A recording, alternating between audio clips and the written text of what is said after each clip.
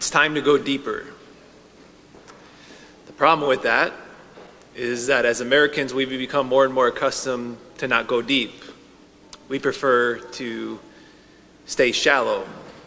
It's easier, it's more convenient to stay on a shallow, superficial, surface level. Going deep requires work. There's a difference between going deep and a shallow surface level. Just look at relationships and how we interact with people. We can talk the weather, we can talk about sports all day long, and then as soon as someone asks the question, what's going on in your life? Whoa. Did I give you permission to ask that? That's different. That's deeper. It's uncomfortable. You look at knowledge, especially the knowledge of things in the age of the internet today. You look at how do most of us get our news, or how do we learn about things? It's usually by just reading the headlines. Or if we do click on the headlines to actually read the article, if we click on it, oftentimes it's scrolling through and skimming through the article quickly, or it's double tapping the video to skip ahead 5 seconds, 10 seconds to real quick watch it, or we'll spend 3 minutes on a Wikipedia page to learn about a topic, and of course after we spend 3 minutes on a Wikipedia page, fast forward through a video or read a headline or skim through an article, we become experts at whatever given topic that is. Of course, on a surface level, shallow level. That's not deep knowledge of something. One can know that the Cubs are a baseball team in Chicago, actually the only baseball team in Chicago. You can even know some players on the team. But that's an elementary level. It can be like me, on the other hand, of growing up, and I knew every player on the batting order. I knew their averages. I knew who was in the minor league system. That's a different level of knowledge. That's a deeper level of knowledge. We're no longer on the surface. Because we've become so accustomed to stay on the shallow with so many things, it's easy to be content with a shallow relationship with Jesus. And you and I were not made to have a shallow relationship with Jesus. We long to be in deep relationship with him. We long for it. He longs for that for us. We were created for it. To be in, the way the church talks about it is to have union with him, to have intimacy with Jesus. Because in that spot with union, intimacy with Christ is where healing takes place. It's where one can have lasting peace in their life. They can thrive. And this is why the church gives us Lent. Lent is this time of transformation. It's this time where we can look at it and say, man, like, you know what? I've been living, or I have this shallow relationship with Jesus. Maybe I've had that of late. Maybe I've always had it. I can approach these 40 days now to say, let's go deep. That's what Lent's for. And yet I've come to learn that for many of us, we'll enter into these 40 days and we won't go deep. Because we've become content with this mediocrity. We've become content wherever we're at in our spiritual life, whatever level we're at. We've maybe grown used to it at the level that we're at, and this is just the way it is with me or for me. And I think a couple of reasons for that is, one is we think, well, this deep stuff, you're talking about, Father Mark, this deep union, intimacy, this language that you're using with regards to a relationship with Jesus, that's for the holy people. That's for those people that I see and clearly they're holy. Or it's I'm too big of a sinner. He doesn't want to, or he can't go deep with somebody like me. The things that I struggle with, the habits that I have, I'm not one that God can go deep with. I don't have it in me to go on this deep level, intimacy, union with Jesus. Both of those are utter nonsense. Each and every one of us here in this church this morning, no matter where we come from, where we're at in our spiritual life, we're made to go deep. We're created to go deep. It's the point of the Christian life is to have this union with Christ, this intimacy with him. And there's only one way that happens. There are no shortcuts. The only way that happens is through prayer and silence. And we're going to talk about that next week. But we can't do that this week. This week we can't just jump to prayer and silence. First we got to take a step in the desert. The church invites us in the desert. So why the desert? Getting specific, and that's some homework for us to do before we come back next week. Why the desert? The desert is the place we go deeper with him. Because in the desert, there's no distractions. In the desert, there's no clutter. The diversions kind of go by the wayside in the desert. And distractions, clutter, diversions are a big challenge to us to face, to get to pray.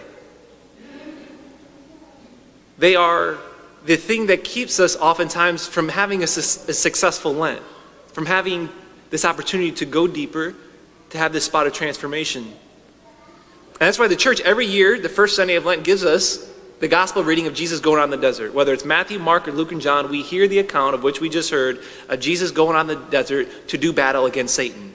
And as we talked about a few weeks ago, Satan's clever. He knows we're susceptible, and especially he knows modern man. And he knows that we especially struggle with being susceptible of distractions, diversions, and clutter that we have. C.S. Lewis, a great 20th century Christian author, one of his books is called The Screwtape Letters, and the Screwtape Letters is a letter. It's a series of correspondence between a senior demon who he's kind of training and showing the ropes to a junior tempter demon who's just kind of learning the way and how to best tempt his patients, the one he's assigned to, a human. And here, the senior tempter Screwtape, he's mentoring the junior Wormwood, and Wormwood's getting all excited as he's learning the way, and he's getting excited about learning the new ways to tempt his new patient. And the senior, more veteran demon says, whoa, whoa, whoa, whoa, easy, young buck. You don't have to, don't bother with all these heavy temptations here. All you have to do is distract them. He says it takes a lot less work on your part to have a person just waste their time through worthless distractions. That's where you want to spend your time as a little demon. And he goes and he says this. He says this to Wormwood. He says, you will find that anything or nothing is sufficient to attract his wandering attention. You no longer need a good book, which he really likes, to keep him from his prayers. A column of advertisements in yesterday's paper will do. You can make him waste his time in conversations and things he cares nothing about, on subjects that bore him. You can make him do nothing at all for long periods. You can keep him up late at night, not with having a good time, but staring at a dead fire in a cold room. That was in 1942. There was no phones then in 1942.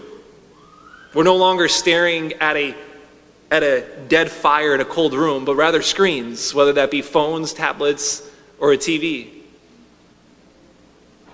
So let's get specific. It'd be really hard to imagine somebody going into Lent and having a successful Lent without making some adjustments to screen time, whether that be on their phone, YouTube, social media. Maybe if we're more old school here this morning and we've maybe got we're a little more seasoned, it's cutting back the time of news that we spend watching the news. Chances are, no matter who we are in here this morning, chances are screen time's preventing us from going deeper with him. For every one of us. For the last 7 weeks, Alex and myself, and along with about 30 other men here at the parish, have given up social media and any non-essential, even surfing the internet. Gone, or Twitter, Facebook, YouTube, you name the social media app, they're gone off my phone. I remember after the first day, Alex came into my room. After the first day, we were talking about how things were going, and I made the comment, and I told him, and he concurred right along with me, saying, I told him, the number of times throughout the day that I picked up my phone and turned to the phone in the slightest lull that I had in the day. The smallest amount of idle time, I just turned to my phone to pick it up. And then with those apps gone, I found myself just looking at my phone. What can I open? What can I do? And I resorted to just refreshing my email. What I found is that the knee-jerk reaction in me was so strong to pick up my phone in the smallest and the slightest of idle time. The muscle memory that is built up in me to turn to the phone as a means of diversion and distraction was so strong. And here's the thing, I didn't grow up with a phone. I got a phone in college. So if I have that at 34 years old, some of you here in this church, that's all you know. It's all you know. Generation Z, those born after 1996, which Alex is part of, he reminded me yesterday. This is the first generation who grew up with social media in junior high. And what we're finding, and it's obvious, is that they're especially having a harder time to go deeper with Jesus. We have an entire generation where we're finding that they're more anxious, they're more fragile, and more depressed. Colin Karchner, a guy I've been following, he travels around the country speaking to junior high and high school kids on the effects of social media. And I especially remember him mentioning one time he was speaking to 500 middle schoolers, and he hands out a piece of paper to all of them, and he asks them to finish this sentence. One thing my parents don't know about social media is what? And they all write down and they handed it in. Here's some responses. One thing my parents don't know about social media is how much I love it and hate it at the same time. It makes me very, very insecure. One thing my parents don't know about social media is it makes me sad and depressed. One thing my parents don't know about social media is how it puts pressure on me to be perfect. One teenage girl says this, Colin, I received my first phone and social media accounts when I was 11 years old. At age of 11, everything evil was at my fingertips. Pornography on my feed, accounts that promoted eating disorders and self-harm. This stuff destroyed me. I wish so badly that my parents had monitored my phone when I was young and saved me from that darkness. I dealt with suicide attempts, self-harm, anorexia, hospital visits, countless therapy and addiction.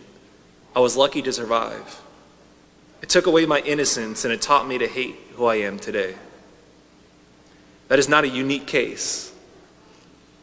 The number of girls out of 100,000 in this country admitted to the hospital because they harmed themselves, that number was pretty stable up until around 2010, 2011. And as soon as 2011 hit, that number goes way up.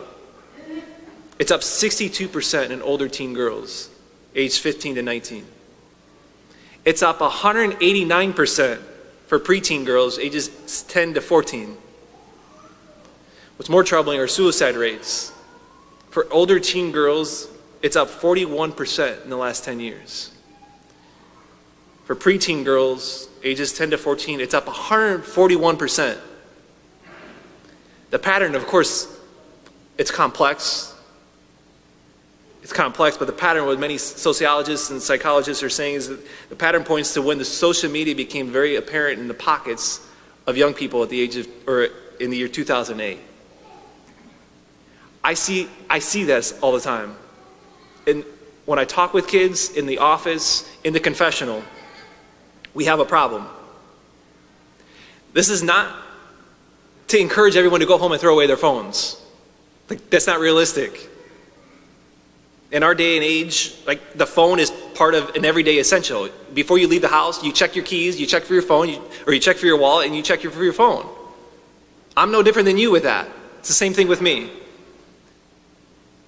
But it is to help us, so it's not to go home and throw away our phones, but it is to say, it's to help us to see, for most of us, going deep with Christ, having time for silence and prayer is more and more difficult because of our phones. And it's harder for our kids, for you younger youth here, to do that. Not just for you, for me too, for us that are older. That's why we need to clear the clutter here.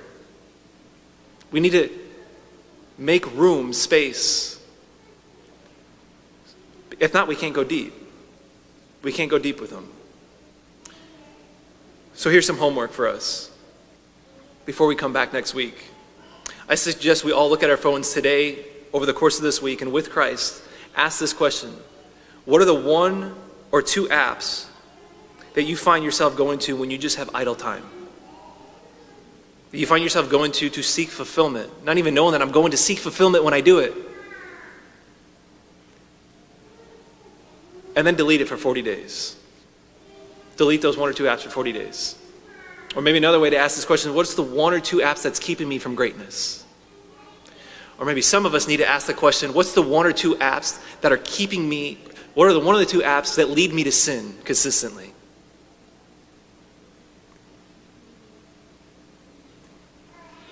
And it's not, hey, look at me, I deleted an app for 40 days.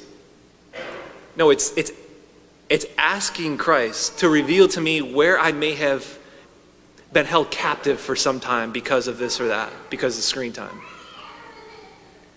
How is it, Lord, that I seek out comfort in other things that are not you?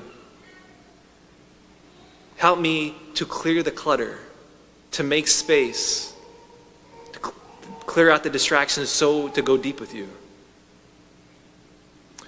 One last thing, I remember last year around this time I was speaking to 400 junior high kids in Woodridge, and it was right before Lent, and I just suggested that for Lent that they delete their social media. I suggested they just delete one of them. Instagram, Snapchat, TikTok, YouTube, one of them. And when I suggested that of the 400 kids there was an audible gasp. One of the 8th grade girls in the back, she literally shrieked in shock that I even suggested it. That is to say, I've come to realize that for many youth, making that move to delete an app, it's not possible. Like they can't do it. So that is to say, parents, they may need help to do it for 40 days. And maybe just one word here to the youth that are here. For the youth that are here, we'll say anyone is a youth who's younger than me.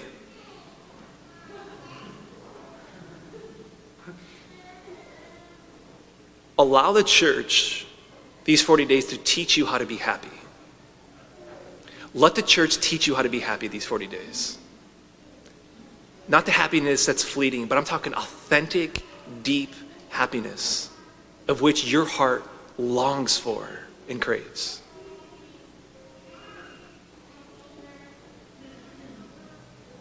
So let's go deep. Let's be transformed. To not stay on the shallow, superficial level, but to go deep with Christ.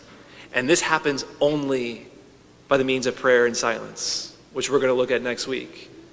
But before that, we got to clear the clutter by going into the desert. But as you go into the desert, just don't bring your phones with you.